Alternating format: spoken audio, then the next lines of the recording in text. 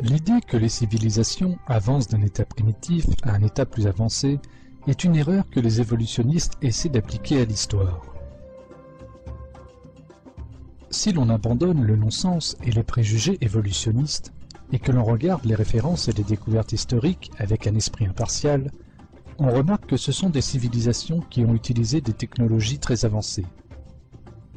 Les vestiges qui restent de l'Égypte antique, des Mayas et des Sumériens indiquent que les branches de la science telles que l'électricité, l'électrochimie, l'électromagnétisme, la métallurgie, l'hydrogéologie, la médecine, la chimie et la physique ont été largement utilisées. L'électricité a été efficacement produite et largement utilisée dans l'Égypte antique. La batterie de Bagdad et les premières lampes à arc ont été utilisées à cette époque-là. Cependant, la production de l'électricité était-elle limitée à celle-ci dans l'Égypte antique? Un examen attentif de l'histoire égyptienne révèle aussitôt la sophistication dans l'illumination parfaite. On n'a trouvé aucune suie dans les corridors des pyramides ou les tombes des rois, parce que ces endroits étaient éclairés par l'électricité. Les reliefs montrent que les Égyptiens utilisaient des torches électriques alimentées par des sources d'alimentation sans fil. La lampe à arc utilisée dans le phare d'Alexandrie est une preuve supplémentaire que l'électricité a été utilisée dans l'Égypte antique. L'énergie nécessaire pour alimenter le phare d'Alexandrie pendant 24 heures n'a pu être fournie que par une source régulière d'électricité.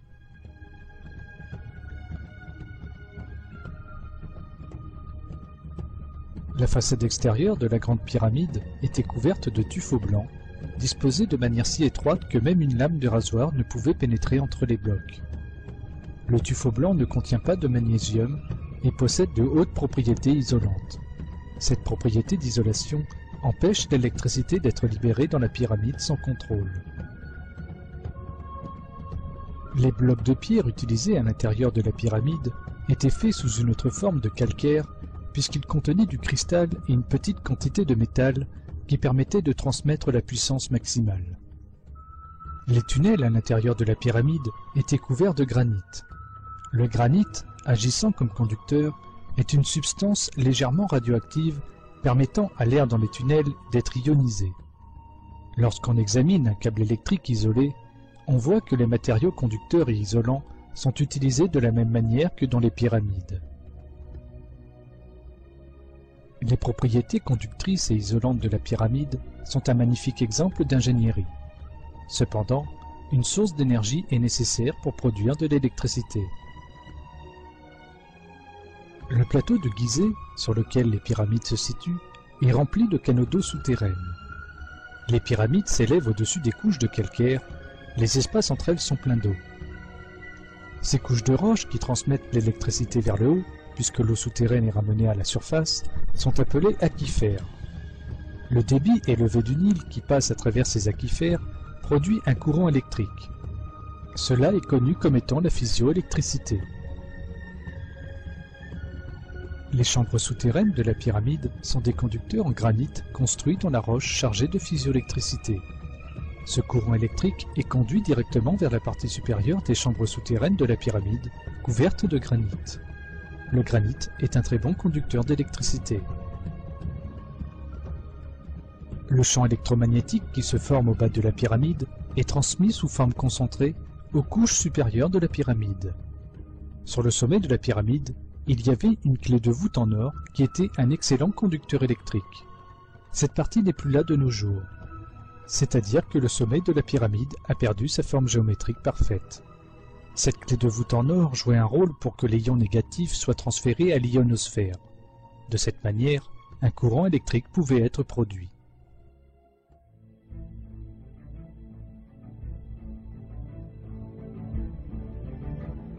Une forme identique de cette technologie employée en Égypte il y a 5000 ans a été utilisée par Nikola Tesla, un inventeur de technologie électrique au début des années 1900, dans une tour qu'il a construite aux États-Unis. Tesla, l'inventeur de la technologie électrique fondamentale telle que le courant alternatif, le moteur électrique, la radio, le laser ou le radar, a réussi à transmettre simultanément les sons et les images entre les continents dans la tour Wardenclyffe qu'il a construite entre 1901 et 1917. Il a utilisé une source électrique extérieure et s'est même servi de la technologie de transmission d'énergie sans fil.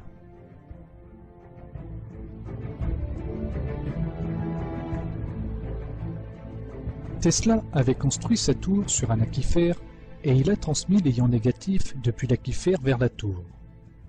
La technologie électromagnétique utilisée dans la célèbre tour de Tesla est identique au champ électromagnétique formé dans la construction des pyramides. Les deux systèmes génèrent des ions négatifs et les transmettent sans avoir besoin de câbles électriques. Les reliefs prouvent clairement que les Égyptiens utilisaient des lampes à main alimentées par une source électrique sans fil. Ces lampes ne sont pas sans rappeler les descriptions de Nikola Tesla, qui montraient que son courant alternatif n'était pas nuisible. Lors de l'exposition universelle de Chicago en 1893, Tesla a allumé l'ampoule qu'il tenait à la main, sans utiliser de câble, en transmettant le courant alternatif à travers son corps. Sur ce relief, nous pouvons voir une antenne sans fil. Les Égyptiens ont utilisé l'antenne et l'énergie sans fil pour assurer la communication. Le relief que vous voyez à gauche est un émetteur, avec un récepteur sur la gauche. Ces preuves montrent clairement que les Égyptiens utilisaient de l'énergie sans fil pour la communication. Ce relief montre une usine de fabrication de fils. Les fils utilisés par les Égyptiens à cette époque étaient aussi fins que ceux qui sont tissés par les machines de nos jours. Les Égyptiens ont également utilisé l'énergie électrique dans leur usine de tissage. Vu que beaucoup d'objets en or qui sont restés de l'Égypte antique étaient en fait en plaqué or. Pour obtenir une couche d'or si parfaite, il faut utiliser l'électricité. La somme des mesures électromagnétiques faites autour de la Grande Pyramide est la même que celle réalisée lors d'un orage avec éclair. Il y a un champ électromagnétique puissant autour de la Grande Pyramide.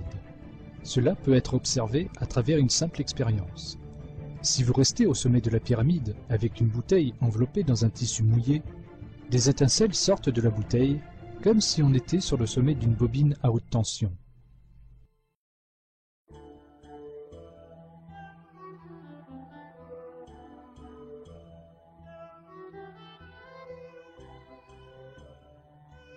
On a toujours cru que les pyramides étaient les tombes des pharaons. Cependant, dans les corridors de la Grande Pyramide, il n'y a aucune décoration ou écriture qui y fait allusion. Cette structure ressemble à un bâtiment fonctionnel plutôt qu'à un mausolée. Un coffre en pierre vide a été trouvé sur l'axe central de la pyramide que les archéologues ont appelé chambre du roi. Ils ont prétendu que ce coffre contenait autrefois le cercueil du pharaon, mais que celui-ci était vide parce qu'il a été volé.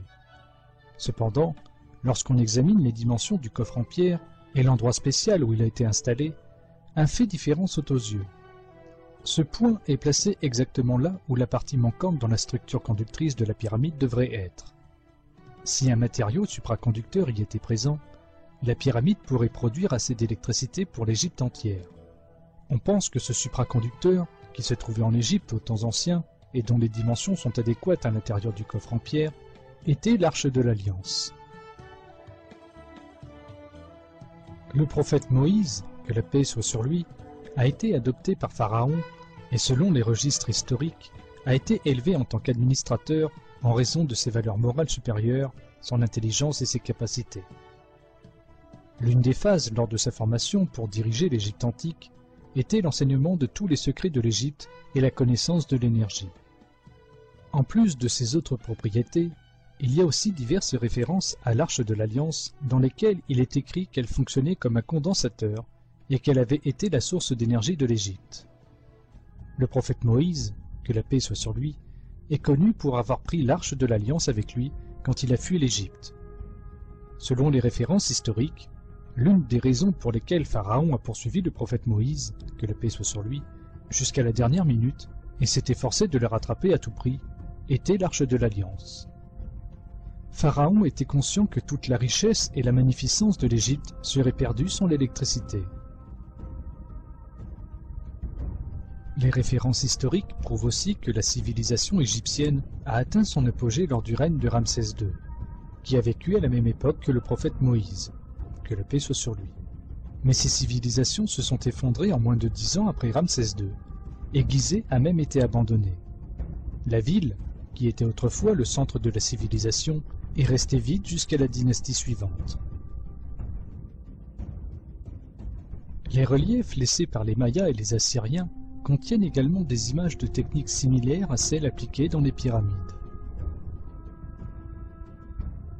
Toutes ces informations démontrent une fois de plus qu'il n'y avait pas de gens et de sociétés primitives dans le passé, comme les évolutionnistes voudraient nous le faire croire. En termes de civilisation, des communautés plus ou moins développées ont toujours vécu côte à côte et à tout moment à travers l'histoire. Une société qui a existé il y a des milliers d'années a connu une technologie beaucoup plus avancée par rapport à celle qui vit au XXe siècle. Et cela nous montre que le développement ne fait pas partie d'un processus évolutif, autrement dit, qu'il n'y a pas d'avancement linéaire à partir d'un niveau primitif de la civilisation à un autre plus développé dans l'histoire.